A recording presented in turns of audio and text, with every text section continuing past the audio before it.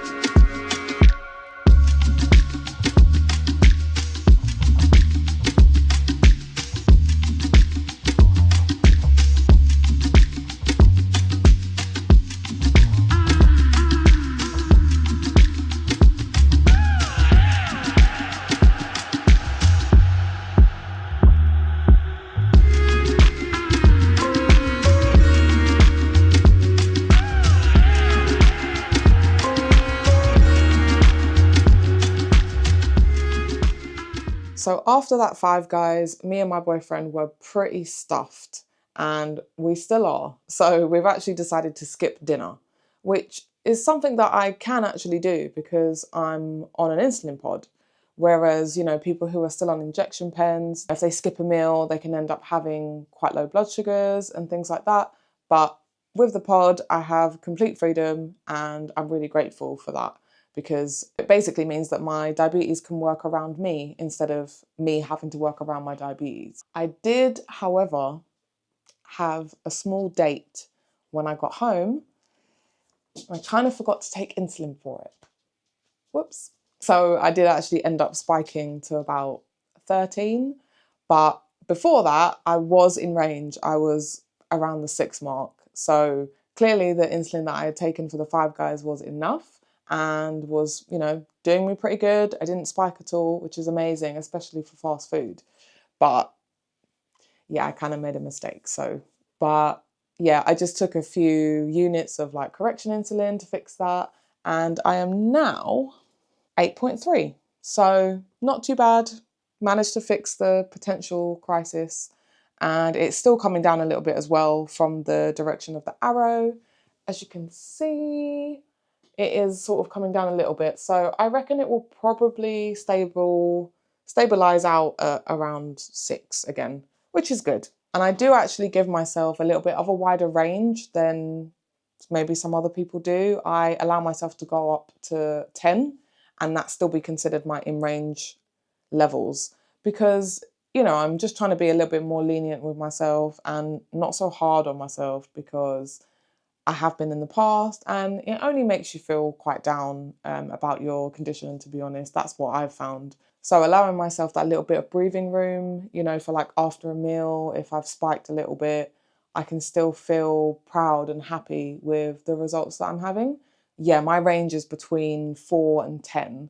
And I think over time I would like to lower that to maybe say 9 or 9.5, just to really tighten in the range so that I can try that a little bit harder to stay closer to the normal of between 5 and 7. And I also don't want to be too low before going to sleep, because, you know, there's always a chance of a potential low blood sugar while I'm sleeping, and that can always be a little bit dangerous. So I do try to go to sleep on the higher end of the range, just to be on the safe side. But actually, how things are working with this pod, I do tend to be my most stable when I'm sleeping, which is crazy, because I was someone that used to have quite a lot of low blood sugars in the night, wouldn't wake up to it, needed assistance, that kind of thing when I was a bit younger.